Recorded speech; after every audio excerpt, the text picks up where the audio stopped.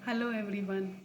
तो आज बात करते हैं कि मिरेकल की इक्वेशन क्या है। मिरेकल की इक्वेशन, लाइफ की इक्वेशन है सरेंडर प्लस एक्सेप्टेंस। और जब हम रेजिस्ट करते हैं, जब हमारे अंदर रेजिस्टेंस पैदा होती है, तो यूनिवर्स सब हमें सरेंडर एक्सेप्टेंस की तरफ लाने की कोशिश करते हैं। तो जो भी चैलेंजेस आते हैं हमारी लाइफ में, जो भी हर्डल्स आते हैं, वो हमारे को हमारी रेजिस्टेंस से एक्सेप्टेंस की तरफ, सरेंडर की तरफ ले जाना चाह रहे होते हैं। जब भी हम ये देखना शुरू हो जाते हैं, जैसे ही हमें ये दिखना शुरू हो जाता है, हमें हर हर्डल के पीछे, हर जो चैलेंज आता है यूनिवर्स का, जो हमारी लाइफ में चैलेंज आते हैं, उसके पीछे हमें वो दिखना शुरू हो जाता है कि क्यों आया है और ये हमसे क्या एक्सेप्ट कराना चाह रहा है, ये हमें किस चीज़ के लिए सरेंडर करने को बोल रहा है। जब हम कर लेते हैं, एक्सेप्टेंस आ जाती है हमारे अंदर, अलाउ करते हैं, हम रिलीज़ करते हैं, तो सब कुछ फिर बहुत अच्छा हो जाता है। मिरेकल्स होते हैं। और मैंने हमेशा कहा है कि वी आर मिरेकल, एंड हमारी लाइफ में मिरेकल नेचुरली होते हैं, हमेशा होते हैं। बस रेजिस्टेंस हम खुद ही पैदा करते हैं, हम उनको अलाउ नहीं करते। यहाँ हमारी फ्री विल काम आती है, हमारे पास फ्री विल है। तो क्या अगर या तो हम उस मिरेकल्स को, जो भी हम चाह रहे हैं लाइफ में, अपने सोल पाथ में, एक्सेप्टेंस, अलाउंस और सरेंडर कर सकते हैं, या हम रेजिस्ट कर सकते हैं। उस जब हम रेजिस्ट करते हैं, रेजिस्टेंस पैदा करते हैं, तो यूनिवर्स हमें सरेंडर, एक्सेप्टेंस की तरफ ले जाने की कोशिश करता है। और उसमें हमें लगता है कि यूनिवर्स हमारा साथ नहीं दे रहा, हम विक्टिम मोड में चल जाते हैं कि हमारे साथ कुछ भी अच्छा नहीं हो रहा, सब कुछ ख़राब हो रहा है। तो वो उसकी वजह से होता है। तो आज मैं आपको स्टोरी सुनाती हूँ अपनी फर्स्ट मिरेकल स्टोरीज। बहुत सारी स्टोरीज हैं, जैसे मैंने बोला मैं 100+ स्टोरीज शेयर करूँगी आपसे। ये मेरी पहली स्टोरी है, पहली मिरेकल की स्टोरी है। जब मुझे पहली बार दिखा, अच्छा ऐसा होता है, हो सकता है। तो स्टोरी थोड़ी सी पहले से शुरू होती है। जैसे मैं अगर अपने चाइल्डहुड से बात करूँ, तो मुझे पढ़ने का बहुत शौक था, मुझे वाइज़र होना था शुरू से, बचपन से। आई डोंट नो, मुझे वाइज़र होना था। और मुझे जब सोसाइटी ने, सबने बोल दिया कि पढ़ाई करो पढ़ाई करो, तो मेरे दिमाग में ये आ गया कि पढ़ाई करके मैं वाइज़र हो सकती हूँ। जितना ज़्यादा पढ़ूंगी, जितना ज़्यादा अच्छी एजुकेशन लूँगी, हायर एजुकेशन लूँगी, आई विल बिकम वाइज़र। ये एक मेरे दिमाग में बैठ गया। ओके। और दूसरी चीज़, मुझे इंग्लिश, शुरू से मुझे इंग्लिश सीखनी थी। I don't know why. मैं गुड़गांव में थी, कोई इंग्लिश मीडियम स्कूल नहीं था, कुछ नहीं था। तो 2-3 बार मैंने इंग्लिश सीखने के आसपास से कोशिश की, 1-2 लोगों से जिनको थोड़ी बहुत इंग्लिश आती थी, एंड आई कुड नॉट। तो अब देखो, मैं उसमें बार बार फेल हो गई। तो कहीं ना कहीं मेरे अंदर वो सेल्फ डाउट क्रिएट हो गया। जो अब मैं आपको बता रही हूँ कैसे हमारी लाइफ में सेल्फ डाउट, लैक सब क्रिएट होते हैं। ये तो बहुत 1-2 एग्जांपल मैं दूंगी, पर अगर आप देखोगे तो 100 of things like these things happen, और 100 ऑफ लैक, सेल्फ डाउट हमारे अंदर क्रिएट होकर स्टोर हो जाते हैं, जो बाद की लाइफ में बार बार ट्रिगर होते हैं। तो डेफिनेटली मेरे अंदर सेल्फ डाउट क्रिएट हो गया होगा फेलियर का, कि और बहुत सारी और चीज़ें हुई जिसकी वजह से सेल्फ डाउट, लैक, बहुत कुछ क्रिएट हो गया। पर मेरे अंदर ना एक बहुत स्ट्रांग है, उस वक्त मेरे अंदर अवेयरनेस नहीं थी। उस वक्त मैं सरेंडर, एक्सेप्टेंस कर रही थी, पर विदाउट अवेयरनेस। तो मेरे अंदर जब रेजिस्टेंस आई विदाउट अवेयरनेस, वो भी बहुत स्ट्रांग आई। अब जो उसके बाद मैं बहुत रेजिस्टेंस में चली गई, और उसके बाद फिर जब मैं अब सरेंडर, एक्सेप्टेंस में आई, तो अवेयरनेस के साथ आई। और क्या डिफरेंस है अवेयरनेस के साथ होने में और अवेयरनेस के बिना होने में। अवेयरनेस के बिना में आप बहुत भटकते हो, बहुत बार ऊपर नीचे जाते हो कि आपको पता ही नहीं है। और जो आपके बेसिक ट्रेड्स होते हैं वो आपको बहुत बार ले जाते हैं अच्छे जगह, क्योंकि आपके अंदर है कुछ बेसिक। पर जब भी स्ट्रॉन्ग चैलेंजेस आते हैं तो आप परेशान हो जाते हो। तो और उसके बाद अब वो मेरी स्टोरीज़ के थ्रू ही आपको पता चलेगा कि अनअवेयर थी जब मैं, और सरेंडर, एक्सेप्टेंस, चैलेंजेस, यूनिवर्स मुझे बार बार कैसे सरेंडर, एक्सेप्टेंस में लाने की कोशिश कर रहा था, कैसे मेरी रेजिस्टेंस को बार बार चैलेंज कर रहा था, उसको बाहर निकाल रहा था। कैसे मैं कंप्लीट रेजिस्टेंस में चली गई, मैंने सब कुछ ब्लॉक कर लिया अपनी लाइफ में, सब कुछ होते हुए भी, हाईएस्ट एजुकेशन सब होते हुए, और कैसे मैं फिर एक्सेप्टेंस में, सरेंडर में आई। और अब इट्स सो ब्यूटीफुल, जो कभी थी ही नहीं लाइफ, इतनी सुंदर, इतनी beautiful. I can see miracle, मेरा देखने का नज़रिया सब कुछ बदल गया। I feel things completely differently. और मैं वैसे ही मैं आपको भी दिखाना चाह रही हूँ जैसे मैं देख रही हूँ, ताकि आप भी देख सकें, क्योंकि ये चीज़ें ना क्लिक करती है। मैंने भी पिछले 8-10 साल में बहुत वीडियोस देखे, बहुत कुछ देखे। तो जो भी आपको यहाँ से क्लिक करेगा ना, आप रिलेट कर पाओगे, वो आपको हेल्प करेगा रिलीज़ करने में, अवेयर होने में। ये ऐसे ही काम करता है। या तो हम अपने अंदर जाके खुद देख लें, जब तक हम अपने अंदर जाके खुद नहीं देखना शुरू कर देते, खुद हमें देखना नहीं आ जाता, तब तक हमें बाहर से हेल्प की ज़रूरत पड़ती है कि बाहर के लोग हमें दिखाएं और हम रिलेट करें, फिर हमारे अंदर रेजोनेंस हो, फिर हम देखें। बाहर के से क्लिक करें फिर हम देखें अंदर। इसलिए बाहर बहुत सारी चीज़ें क्रिएशन में ऐसी हैं जो हमें क्लिक करती हैं और हमें अपने अंदर ले जाती हैं। तो जब तक आपके अंदर धीरे धीरे अवेयरनेस आ रही है, आप मेरे वीडियोस देखो, सब्सक्राइब करो, मेरे चैनल से जुड़ो और आपके अंदर भी अवेयरनेस धीरे धीरे बढ़ती जाएगी, साथ में फिर चलेंगे इस जर्नी पे। तो अब ये सब तो उसकी वजह से अब जो इंग्लिश नहीं आती बहुत स्ट्रॉन्ग डिज़ायर होगी। मैंने कोशिश भी की, गुड़गांव में उस वक्त कोई इंग्लिश मीडियम स्कूल ही नहीं थे और मैंने हिंदी मीडियम स्कूल से अपनी एजुकेशन करी 12th तक। फिर मैंने साइंस लिया, साइंस में गवर्नमेंट कॉलेज था, वहाँ पे भी कहने को इंग्लिश में थे पर सब हिंदी में ही पढ़ाते थे। तो बहुत ज़्यादा मेरी इंग्लिश पुअर थी। I could not speak even a single sentence, how were you, या अपने को इंट्रोड्यूस करना उतना भी मुझे नहीं आता था by till the age of 20-22 तक। उसके बाद भी जब मैंने जीमेट किया तब मुझे एक्चुअल में थोड़ी बहुत जो इंग्लिश आई मुझे तब आई। उसके बीच में मैंने बहुत कोशिशें की, बहुत सारे कोर्स किए, वो किए, पर नहीं आया वो लेवल। अब क्या हुआ, अब जब मैंने 12th करी, हाँ अब मैं बता रही हूँ कैसे रेजिस्टेंस रिग्रेट्स कैसे क्रिएट होते हैं। अब 12th में मेरे हमेशा 60-65% आ रहे थे, जो उस वक्त के हिसाब से हरियाणा बोर्ड में बहुत अच्छे थे। फर्स्ट डिवीज़न उस वक्त बहुत अच्छी मान जाती है, आप फर्स्ट डिवीज़न आ गए आप तो बहुत इंटेलिजेंट हो। पर बाई चांस मेरे 12th में 58-9% आ गए, 60 से नीचे वो सेकंड डिवीज़न हो जाती है। और मैंने और मेरा मैथ का पेपर बहुत अच्छा हुआ था, मैंने रिवीजन के लिए करने की सोची। रिव्यू पर मुझे कॉलेज में बोला गया कि अगर आप रिवाइज करने के लिए डालोगे तो आप बीएससी फर्स्ट ईयर के एडमिशन के लिए हमें ओरिजिनल चाहिए, तो आप ओरिजिनल वहाँ भेजोगे, यहाँ होगे, पता नहीं क्या सिस्टम थी, किसी ने मुझे गलत इन्फॉर्मेशन दी या आई डोंट नो, नहीं कर सकते। और मैंने मान लिया और उस चीज़ का रिग्रेट मुझे बाद में बहुत भारी पड़ी, वो चीज़ बहुत बाद तक होता रहा। But now I can see that कि सब कुछ हो रहा होता है, उसका एक पर्पस होता है। आपको ऐसा नहीं है कि मैं इसी पास से जाती तो वहाँ पहुँचती जहाँ मैं हूँ, मैं किसी भी पास से जाती, कहीं से भी कोई भी मेरी जर्नी होती, हो सकता है मेरी 12th में आ जाते और मुझे कंप्यूटर साइंस में बहुत अच्छी यूनिवर्सिटी में एडमिशन मिल जाता, तो भी मैं इसी पास से जाती, क्योंकि मेरी सोल का पाथ ही यही था। मैं तब भी मेरी लाइफ में हर्डल्स आते, वैसे ही आते, चैलेंजेस वैसे ही आते, क्योंकि मैं तो सेम ही हूँ ना, मेरे अंदर से ट्रिगर हो रहे हैं ना।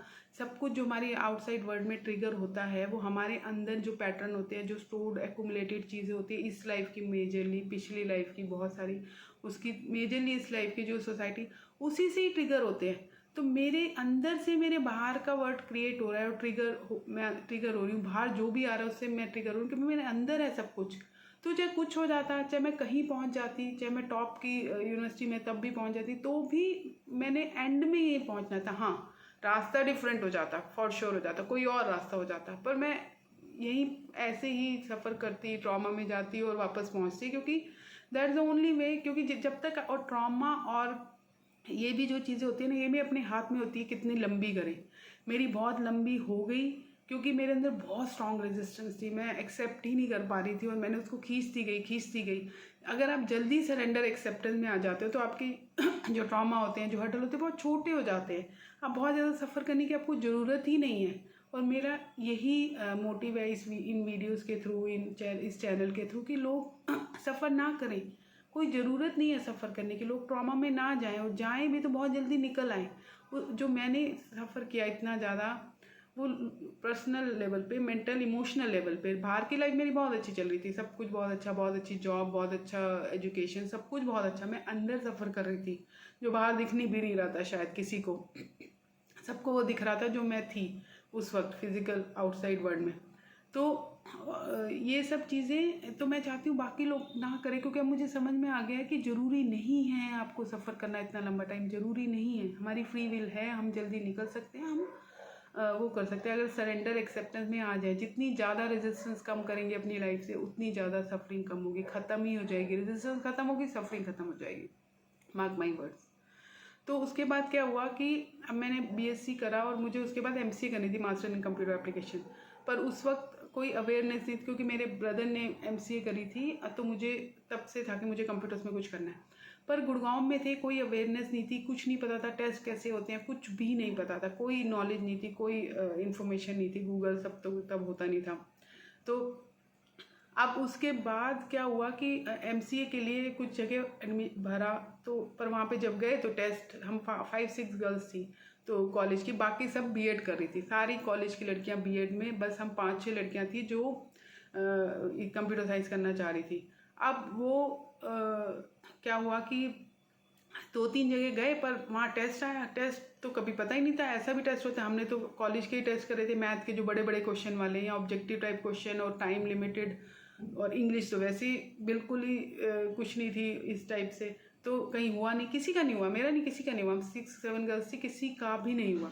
फिर आया बहुत बड़ा मोड़, हम लोग गए, सब लोग गए, एक वनस्थली की कोई यूनिवर्सिटी है, तो सारे वहाँ गए और मैं नहीं जा पाई क्योंकि उनका क्राइटेरिया था कि 12th में 60% चाहिए। और वहाँ मेरे BSc 1, BSc 2, BSc 3 सब में 62, 63, 5% आए, 10th में 65% आए, सिर्फ 12th में नहीं थे। और उनका वही क्राइटेरिया था, उनका BSc का क्राइटेरिया नहीं था MSc के एडमिशन के लिए, 12th का था। कर लो बात। अब वो सब गए, मैंने, और सबका हो गया। वो यूनिवर्सिटी वेट ही कर रही थी कि जो भी आए, और 1-2 लड़कियों को नहीं भी हुआ तो उनको बाद में बुला लिया कि आ जाओ। माय गॉड, सबका एडमिशन हो गया और मेरा नहीं हुआ। आप सोच सकते हैं कि मेरी क्या हालत होगी। पर मेरे पास जो सेकंड बेस्ट ऑल्टरनेटिव था, पर अब वहाँ देखो कि वहाँ पे मुझे रिग्रेट तो हो रहा था 12th का। पर दूसरी बात यह है कि मैं उस वक्त मैं सरेंडर एक्सेप्टेंस की एनर्जी में नहीं थी, पर उस वक्त मैं उस एनर्जी में थी कि I can do anything, I can do anything, I can create my destiny. में उस एनर्जी में थी, तो मुझे कुछ बहुत ज़्यादा हिट भी कर रहा था तो मैं अब रुक नहीं रही थी। अब ये वाली एनर्जी थोड़े टाइम के लिए तो अच्छी होती है आपको पंप अप करने के लिए और आपको आगे ले जाने के लिए, पर आगे चल के ये एनर्जी कितने ख़राब करती है, आपकी ईगो को कितना हाई कर देती है, और आपकी ईगो फिर आपको कैसे डिस्ट्रॉय करती है, वो आप सारी मेरी स्टोरीज़ में ही सुनोगे तो आपको पता चलेगा क्या क्या हुआ। बहुत ज़्यादा फिल्मी ड्रामा, बहुत कुछ है मेरी स्टोरी में, सब कुछ है, जो चाहिए आपको सब मिलेगा। तो अब क्या हुआ, सबका हो गया। अब मेरे पास उस वक्त NIT चल रहा था, NIT का GNIT कोर्स चल रहा था। DU वगैरह में तो मेरा होना ही नहीं था, दिल्ली यूनिवर्सिटी में गए तो सवाल ही नहीं उठता था कि 62-63% से दिल्ली यूनिवर्सिटी में हो जाए। तो मैंने NIT में गई, मैं एडमिशन लेने, उन्होंने दे दिया क्योंकि वो ज़्यादातर मनी पे ही एडमिशन देते, सबको ही देते थे। तो मैंने दिल्ली में एडमिशन लिया। अब थोड़ा सा मैंने अपने आप को पढ़ने में लगा दिया। पर वहाँ से मुझे मेरी फ्रेंड्स वगैरह का 1-2 बार फ़ोन आया कि यहाँ से तो सीधा कैंपस प्लेसमेंट होती है, TCS में लोग जा रहे हैं, पहले ग्रुप की क्लास प्लेसमेंट हुई TCS में, हमारी तो सीधी जॉब लग जाए, मुझे लगे और माय गॉड। और मुझे कुछ पता ही नहीं, और NIT का ऐसे आ रहा था कि NIT के बाद जॉब ही नहीं लगती, क्योंकि इतनी कंप्यूटर इंजीनियरिंग की, कंप्यूटर मास्टर्स की यूनिवर्सिटीज़ हो गई थी, भर के सप्लाई आ रही थी, भर के। NIT को कौन पूछेगा। पर मैंने, पता नहीं मेरे अंदर कुछ था कि नहीं, बहुत स्ट्रॉन्ग कि करना है। मैंने अपने आप को झोंक दिया पढ़ाई में। 3 साल मैं लैब में ही बैठी रहती थी, सब कुछ A to Z मैंने सीख लिया, बहुत सारे हर्डल्स आए, प्रोजेक्ट भी वो हुए, फिर भी बहुत स्ट्रॉन्ग मेरी वो एनर्जी थी, I can do anything, I will do. और बहुत स्ट्रॉन्ग उस वक्त मुझे मेंटल प्रॉब्लम भी हो गई कि मैं गई, मेरे यहाँ पे ऐसे पेन होता था बहुत ज़्यादा, डॉक्टर के पास गई, उसने कहा बहुत ज़्यादा स्ट्रेस है, तो वो सब था। पर फिर भी जो स्ट्रॉन्ग एनर्जी थी ना कि I can do anything and I will do anything होती। और एक कहीं से मेरे अंदर ख्याल आया, जब एक बार फिर से फ़ोन आया उनका कुछ है, तो मेरे अंदर ना एकदम से ख्याल आया, पता नहीं अब मेरी सोल से आया, मेरी कहाँ से आया। ईगो तो तब मेरी बहुत ज़्यादा हाई थी नहीं, क्योंकि कुछ था ही नहीं, कुछ किया ही नहीं था लाइफ में, तो ईगो कहाँ से आएगी। ईगो तो तब आती है जब आप कुछ कर लेते हो। और फिर मेरे दिमाग में आया कि मुझे सॉफ्टवेयर इंजीनियर की जॉब चाहिए, मुझे C में चाहिए। तब तक ये था कि NIT वालों को फॉक्सरो मिलती है, C बहुत हाई माना जाता था। C में चाहिए, मुझे इन सब से ज़्यादा सैलरी पे जाना है। माय गॉड, ये 3 चीज़ें मेरे पे आई और मैंने अपना माइंड वहाँ फोकस कर लिया। कैन यू बिलीव इट कि कोई भी बेवकूफ़ से बेवकूफ़ बंदा भी उस वक्त हेल्दी माइंड सेट में ये चीज़ें बिलीव भी नहीं करेगा और मानेगा भी नहीं। ऐसे कैसे यार, जो MCA करके आ रही हैं इतनी बढ़िया, वो उनसे ज़्यादा सैलरी। NIT के बाद सॉफ्टवेयर इंजीनियर कौन देगा भाई, और C में काम इम्पॉसिबल। तो सब ने मुझे बोला उन 3 साल में, जिनसे भी मैंने बात की, कि दिस इज़ इम्पॉसिबल। NIT के बाद, GNIT के बाद आपको फॉक्सप्रो वगैरह में काम मिल जाए तो भी गनीमत है, काम ही नहीं मिल रहा। सॉफ्टवेयर इंजीनियर तो भूल जाओ, सैलरी भी बहुत कम, मतलब हाफ सैलरी भी मिल जाए, यू शुड बी फॉर्चुनेट। अब पर मैं कुछ सब बोलते गए, मेरे पे असर ही नहीं हो रहा था, मैं बस लगी रही, पढ़ाई करती रही बहुत अच्छे से। C में ही फिर बाई चांस की बात है, मेरे को इंटर्नशिप मिल गई CMC में, थ्रू सम रेफरेंस, मेरी भाभी के रेफरेंस से। She was in CMC that time. तो मुझे CMC में मैं कुछ फ्रेंड्स भी बने, और वहाँ से ही मैंने एक जगह और अप्लाई किया न्यूजन में, तो मुझे मिल गया क्वालिटी, पर उन्होंने मुझे टेस्टिंग में दे दिया। अब मैं एक दिन गई, और ये इंटर्नशिप की बात चल रही है, मुझे लगा CMC छोड़ के मैं वहाँ कर लेती हूँ, अच्छी होगी। तो उन्होंने मुझे टेस्टिंग में बिठा दिया और बोला कि टेस्टिंग से डेवलपमेंट में शिफ्ट कर देंगे। पर मैंने टेस्ट किए प्रोडक्ट्स और मेरे अंदर से बार बार आवाज़ आती, जब मैं ये बना सकती हूँ तो वाई डू आई टेस्ट, मुझे टेस्टिंग में नहीं जाना, मुझे डेवलपमेंट में जाना है। मैंने छोड़ दी, मैं सीएमसी में वापस आ गई। 1 साल वहाँ मैंने ज़्यादा काम नहीं था, पर मस्ती भी करी, सब किया, पर मैंने सी के प्रोग्राम्स बनाए, अपने आप लिख के, टिक टैक तो गेम बनाई। उस वक्त कर्सर आता था, उस वक्त ग्राफिक्स विजुअल कुछ नहीं था। बहुत मेहनत की, पॉइंटर इन सी बुक में लेके पढ़ती रहती थी वो सब। अब आई, सब हो गया, GNIT के बाद अप्लाई करने की। अब CMC में भी मेरे साथ जो थे बिरला इंस्टीट्यूट के लोग थे और सारी पंजाबी यूनिवर्सिटी के थे, सबको जॉब मिलनी थी और मिल ही गई। और अभी मेरा GNIT ख़त्म होने में, GNIT के बीच में बहुत सारी चीज़ें हुई, I will not get into that. GNIT ख़त्म होने में मेरा दिसंबर में ख़त्म हो रहा था, तो मैंने अप्लाई करना शुरू किया गुड़गांव। मैंने क्या किया कि मैंने रिज्यूमे बनाया और मैं कंप्यूटर पे गई, तब तक कंप्यूटर आ गया था एक जगह, और मैंने कंप्यूटर डाला और सॉफ्टवेयर हार्डवेयर की जितनी 200 कंपनियां थी गुड़गांव में, सब जगह सबकी लिस्ट आ गई। और मेरे पास उस वक्त पैसे वैसे तो इतने होते नहीं थे, from A low middle class family. मेरे फादर रेलवे में थे और 5 ब्रदर सिस्टर, 1 ब्रदर, 4 सिस्टर्स, दादा दादी बहुत सब थे, तो ऑलरेडी वो थी। पर मेरे पेरेंट्स को हमेशा था कि पढ़ाना है, बच्चों को पढ़ाना है कुछ भी करके। तो तब तक और थोड़ा बेटर भी हो गया था कि मैं ब्रदर स्टार्टेड अर्निंग, माई भाभी वाज देयर। तो मैंने रिज्यूमे लिया और मैंने सब प्रिंट आउट कहीं से लिया। मेरे घर मेरे मामा जी किसी जॉब ऑफिस में काम करते थे, वहाँ से प्रिंट आउट लिए 2 पेज का और सारी 200 कंपनी में पोस्ट कर दिया। मैंने कहा देखते हैं। अब फिर कॉल आनी शुरू हुई। अब जब कॉल आती, कहीं भी जाती कॉल के लिए, तो राइट दिल्ली में कभी गई नहीं थी, तो ऑटो कर करके मैं जा रही थी, और जहाँ से भी कॉल आती एक टेबल रख के बैठे हैं और वहाँ पे जी काम कर लो। और कोई एक जगह कॉल सेंटर की थी, बेंगलोर भेजेंगे, ट्रेनिंग करेंगे, बहुत ही घटी बेकार जॉब सारी थी, मतलब जो लग ही रहा था, पर मुझे कोई असर ही नहीं हो रहा था। I did not lose faith, I did not lose trust, कुछ नहीं, मैं बस लगी हुई हूँ, अप्लाई करे जा रही हूँ और कॉल रिसीव कर जा रही हूँ। अब फिर एक दिन ऐसा है जिसमें मुझे 5 ऑलरेडी जगह जाना था दिल्ली में, अलग अलग जगह, कहाँ से, मुझे दिल्ली का रास्ता भी नहीं पता था और अलग अलग जगह जाना था। और एक 6 कॉल आई मेरे पास विमान की कि आप यहाँ आ जाओगे, वहाँ 7 o'clock उन्होंने शायद बुलाया रात को। मैंने बोला हाँ मैं आ जाऊँगी। अब सुबह से मैं निकली, 3-4 जगह गई, एक जगह चाणक्यपुरी से, दूसरे वसंत कुंज ऑटो कर करके सब, और 5 बजे 4-5 इंटरव्यू, सारे बकवास, सारे छोटी छोटी रख के बैठे हैं सारे। एक जगह कॉल सेंटर की थी, वो थोड़ा सा ठीक था, बकवास, सारी जॉब बकवास। आखिर में विमान बची थी। अब मैं यहाँ गई तो यहाँ पे और भी 2-3 लोग थे, इन्होंने टेस्ट लिया सी में, और जब इन्होंने टेस्ट लिया सी में और बताया कि हम सी में ही काम करते हैं, तो मुझे कहा अरे ये कंपनी है सी में काम करती है, यहाँ मुझे जॉब मिल जाए, बस यहाँ मुझे जॉब मिल जाए। और मेरा रिटर्न सही गया तो इंटरव्यू के लिए बुलाया, तो उन्होंने इंटरव्यू लिया, इंटरव्यू भी मेरा सही गया। पर अब और उसके बाद मुझे गुड़गांव में भी एक जगह इंटरव्यू मेरा सही हो गया था, एक और कंपनी में भी सही हो गया था, पर मुझे था कि वहाँ मेरा हुआ भी नहीं बाद में। पर मुझे था कि मुझे, जैसे मैंने फिर मुझे दूसरा राउंड इंटरव्यू हुआ, तीसरा, मुझे जितना पता चला कंपनी के बारे में, मेरे को ये हो गया कि मुझे यहीं चाहिए। यहाँ पे सी का काम हो रहा है, जो एक्चुअली मेरा काम हो रहा है। मुझे लगा कि फ्री में भी देंगे तो मैं काम कर लूँगी, और ये मुझे नहीं पता था कि मुझे सॉफ्टवेयर इंजीनियर बना देंगे, वो मुझे बाद में पता चला। तो पर उन्होंने मेरे 7 राउंड्स लिए, क्योंकि मैं लड़की थी, वहाँ पे कोई लड़की नहीं थी, रिसेप्शनिस्ट भी नहीं थी, 5-6 तब लोगों की कंपनी थी, पर सारे बहुत अच्छे इंस्टीट्यूट से थे और IIT ज़्यादा थे उसमें। और उसमें उनको था कि IT में 12-12 बजे तक आपको काम करना पड़ता है, तो ये लड़की जाएगी कैसे गुड़गांव? तब तक गुड़गांव को डायरेक्ट ट्रांसपोर्ट नहीं था, कुछ नहीं था, डायरेक्ट बसेस भी आती थी तो 5 बजे निकल जाती थी, सुबह आती थी 5 बजे निकल जाती, उसके बाद कोई वे नहीं था वापस जाने का। अब वो थे कि ये टिकेगी नहीं, ये तो सर्वाइव ही नहीं कर पाएगी। अब मैं उनको कन्विंस करने की कोशिश करूँ 1-1.5 महीने तक वो मेरे इंटरव्यू लेते रहे, बुलाते थे, क्योंकि वो देख रहे थे शायद कि कोई रिप्लेसमेंट इसकी जगह मिल जाए तो हम उसको ले लें। तो तब तक इसको भी नहीं जाने देते, क्योंकि आई क्लियर्ड एवरीथिंग, दे बिलीविंग कि आई एम गुड कैंडिडेट। अब 7th राउंड में जाके मैंने उनको बोला कि मेरी सिस्टर का घर है दिल्ली में, मैं वहाँ रुक जाऊँगी, वहाँ से आ जाऊँगी। तो थोड़े कन्विंस हुए। मैंने उनको बोला मैं सिस्टर के घर से कम्यूट कर लूँगी और मैं आ जाऊँगी, जो मैंने किया नहीं कभी। तो उनको लगा, फिर उन्होंने मुझे ऑफर लेटर दिया एंड में 7 राउंड्स के बाद, ये सोच के कि 3 मंथ्स भी टिकेगी तो चलो तब तक रिप्लेसमेंट मिल जाएगी। और एक और बंदा भी ले लिया जो सॉफ्टवेयर इंजीनियर था, जो पहले था, जो क्लियर नहीं किया था उसने टेस्ट वगैरह, जो मुझे बाद में पता चला, पर उसको ले लिया कि चलो ये भी बैकअप हो जाएगा। और जितना मुझे पता चला, मे बी एक्चुअल स्टोरी हो सकता है डिफरेंट हो थोड़ी सी, पर और तो मुझे इतनी खुशी हुई, उसने मुझे बोला कि तो पर उस कंपनी में जो 3 महीने वो सोचे थे, मैंने 9+ ईयर काम किया उसके बाद उसी सेम कंपनी में।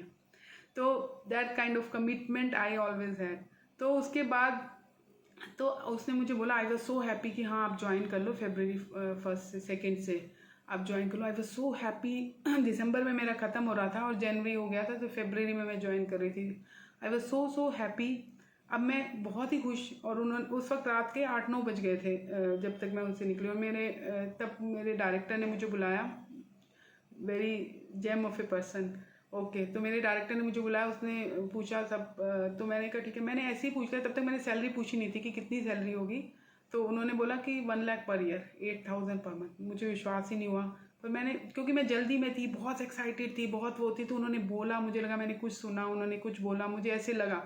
मैं घर आई इतनी खुश, इतनी खुश। मैं बाहर निकली तो मुझे समझ ही ना, मैं लेफ्ट जाऊँ राइट जाऊँ, कहाँ से जाऊँ, 9 बजे कैसे घर पहुँचूँ, वो पहुँचूँ। तो मुझे धौलागाँव पता था, धौलागाँव पहुँच जाऊँगी तो वहाँ से पहुँच जाऊँगी।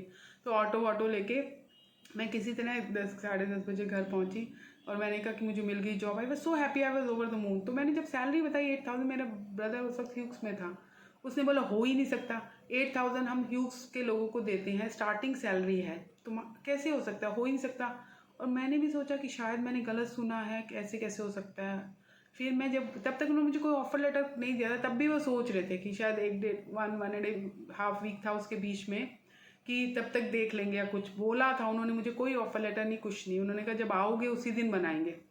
तो 2 फेब को मैंने ज्वाइन किया। They gave me offer letter, कुछ साइन वाइन कराया कॉन्ट्रैक्ट, उसमें मेरी 8,000 सैलरी थी। ट्रेनी सॉफ्टवेयर इंजीनियर की मेरी पोस्ट थी, और सी में काम था। My God, I was so happy. पर शुरू में उन्होंने मुझे टेस्टिंग में डाला, और टेस्टिंग में भी डेवलपमेंट का ही काम था, test. 4 months, within 4 months I got confirmation, मेरी सैलरी 12,000 हो गई, सॉफ्टवेयर इंजीनियर की मेरी पोजीशन हो गई। और उसी दौरान मैं अपनी एक फ्रेंड से मिली जो उन्हीं लोगों में से थी, 6-7 गर्ल्स की। अब मेरी, देखो उस वक्त मुझे था, अब मैं ईगो से नहीं देख रही उसको, तो आप प्लीज़ ईगो से मत देखना कहीं, पर उस वक्त डेफिनेटली मेरी ईगो बूस्ट हुई, और होनी थी, क्योंकि मैं एक्सेप्टेंस सरेंडर में नहीं थी। ओके, तो रेजिस्ट भी मैं नहीं कर रही थी उस वक्त। तो वो मुझे मिली, मैंने उससे पूछा, उनकी सबकी जॉब वॉब लग गई थी कितना, तो देवर एट 8,000 सैलरी, ज़्यादातर सबकी मैंने पूछ ली, और मैं 12,000 की थी सैलरी पे। मेरी सॉफ्टवेयर इंजीनियर की पोस्ट लग गई थी, और मैं सी में काम कर रही थी आफ्टर डूइंग GNIT। तो मैं, I could not even believe कि ये क्या है, ये कैसे हो गया। और आप भी बताइए कैसे हो गया ये, पर ये हो गया। और बहुत ही, उसके बाद मैंने रात दिन लगा दिए, मैं ऑफिस से घर ही नहीं आती थी। 12 बजे मैं निकलती थी, ऑटो लेती थी वहाँ से महरौली तक, और महरौली के बाद सारे वो जो ऑटो में होते हैं ना, सारे पियक्कड़ बैठे थे। मैं किसी को सजेस्ट नहीं कर रही ये सब मत करना। हर रोज़ मैं प्रे करती थी, हे भगवान आज मुझे घर पहुँचा दे, कल से नहीं करूँगी। और मेरे पापा वहाँ घूम रहे होते थे कि कब घर आएगी, माय गॉड। और उन्होंने भी बहुत टफ टाइम निकाला, पर he was very very proud of me. जब भी वो थे, उनके सारे सपने जो थे, मुझे लगा शायद मैंने पूरे करे जो उनको मेरे से एक्सपेक्टेशन थी। He was very happy.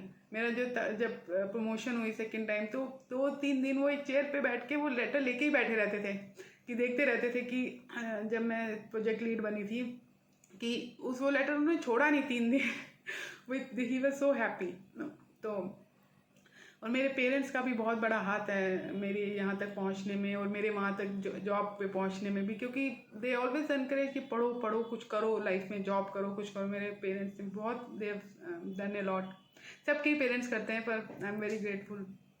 तो अब हर रोज़ यही होता था, और मेरा यही चलता रहा अगले काफ़ी सालों तक, मेरा यही रूटीन चलता रहा। और बहुत सारी और चीज़ें हुई, बहुत सारे हर्डल्स भी आए, पर वो मुझे दिखते ही नहीं थे।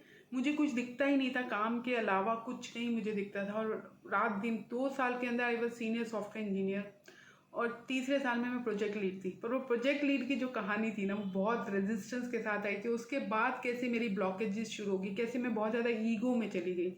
आई was star of the company, I was flowing, I was earlier that I was growing so fast. मैं बहुत फास्ट जा रही थी, और जब आप इतने फास्ट जाते हो, आपको इतना अप्रिसिएशन मिलता है, सारे punctuality award, first employee excellence award, सब कुछ आपको मिल रहा है। आप अब ऐसे में एक बच्ची बेचारी 25-26 साल की, तब उसी हिसाब से, जब आप में अवेयरनेस नहीं होती, आप बच्चे ही होते हो जब तक आप में अवेयरनेस नहीं आ रही, ठीक है, उस माइंड से अब वो बह ही जाएगी, ईगो में आ जाएगी, और भी बहुत चीज़ें होंगी। एक रिलेशनशिप भी बहुत दैट वेंट बहुत ट्रॉमेटिक हो गई मेरी लाइफ में।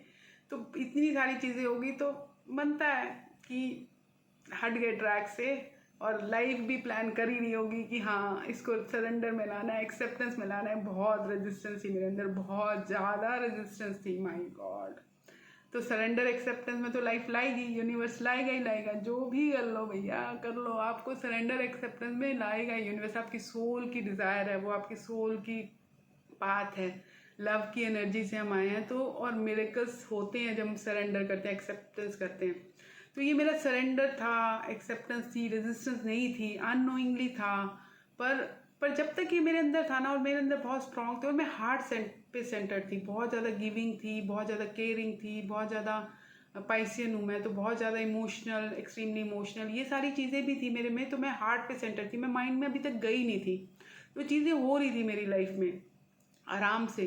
तो पर जब मैं माइंड में चली गई, हार्ट से डिस्कनेक्ट हो गया, आगे जाके धीरे धीरे गई, एकदम से नहीं। तो धीरे धीरे मैंने ही देखा कैसे चीज़ें ब्लॉक होती चली गई, ब्लॉक होती चली गई। और जब मैं वापस अब हार्ट में आई तो कैसे सब कुछ खुल गया और खुलता चला गया, मैंने सब वो देखा है। तो उसके बाद जो मैं ईगो में आई 2-3 तीसरे साल में, माय गॉड, और जो मैंने कांड किए अपनी ज़िंदगी में, अपना ही करियर में बहुत कुछ ख़राब नहीं हुआ, मैं उसके बाद बहुत आगे भी गई, वो आपको बताऊंगी, ऐसा कुछ नहीं। पर धीरे धीरे मैंने चीज़ें ब्लॉक कर, मतलब मैं अंदर मेंटली सफ़र करना शुरू हो गई। बाहर से शायद इतना नहीं दिख रहा था, क्योंकि इन 2-3 साल में मैंने पार्ट टाइम MCA कर ली, क्योंकि पार्ट टाइम ही कर सकती थी। बहुत सारी क्रिप्टोग्राफी, सारे कोर्सेज कर लिए जो मुझे, डॉइक कर लिया, दुनिया भर के पढ़ाई के साथ, जॉब के साथ, सब कुछ, कि अपने आप को अपग्रेड करने की। मुझे पता था MCA की डिग्री की मुझे ज़रूरत है, आगे ज़रूरत पड़ेगी, तो मुझे करनी है। और मुझे एजुकेशन का शौक भी था दुनिया भर का, तो ये सब मैं कर रही थी। तो उसके बाद मैं बताऊंगी अब इसके बाद और बहुत सारी स्टोरीज़ हैं, कैसे कैसे रेजिस्टेंस में मैं चली गई, कैसे फिर जब मैं एक्सेप्टेंस में आती मैंने बिजनेसेस भी किए, कैसे मेरी लाइफ में जब तक मैं हर हर्डल के पीछे की अपॉर्चुनिटी देख रही थी, जब तक मैं उस एनर्जी में थी कि हाँ फ्लो कर रही थी, हार्ट पे थी काफ़ी ज़्यादा, तब तक चीज़ें फिर भी बहुत हो रही थी। क्योंकि मिरेकल्स हमारी लाइफ में होते ही रहते हैं, ऐसा नहीं कि नहीं होते। हम जब देख रहे होते हैं, अवेयरनेस के साथ हम देख नहीं रहे होते। तो that's how life is surrender plus acceptance. तो ये मेरी सरेंडर की स्टोरी थी, एक्सेप्टेंस की स्टोरी थी, बहुत ज़्यादा हार्ट की स्टोरी थी। जो मैं हार्ट में सेंटर थी, मेरे चक्रास ओपन थे, मेरी एनर्जी ब्लॉक नहीं थी। और उसके बाद कैसे और स्टोरीज़ मैं आपको बताऊंगी, बहुत सारी हैं, अनलिमिटेड हैं, 1 बाय 1। अभी भी बहुत कुछ होते रहते हैं हमारी लाइफ में, मिरेकल्स एवरीडे होते रहते हैं। तब मैं मैग्नेट थी और सब अट्रैक्ट कर रही थी। धीरे धीरे बहुत ज़्यादा धूल मिट्टी जमनी शुरू हो गई, तो मैं बताऊंगी आपको। तो सब please subscribe, please like to my channel, और प्लीज़ अपने फ्रेंड्स में शेयर करिए। प्लीज़ जिसको भी आपको लगता है हु कैन रिलेट, अपने लिंक्डइन पेज पे प्लीज़ मेरा वीडियो शेयर कीजिए, अपने फेसबुक पेज पे करिए। Please help me, please support me, I need a lot of support from all of you, from each one of you. Thank you very much, lots of love and light to each one of you. Love you. Please comment भी करिए, जो भी मेरा video देखता है please comment करो, please subscribe करो, and thank you very much. कल मिलते हैं अगली वीडियो में एक नई स्टोरी के साथ, सरेंडर की, एक्सेप्टेंस की और रेजिस्टेंस की स्टोरी के साथ। Thank you.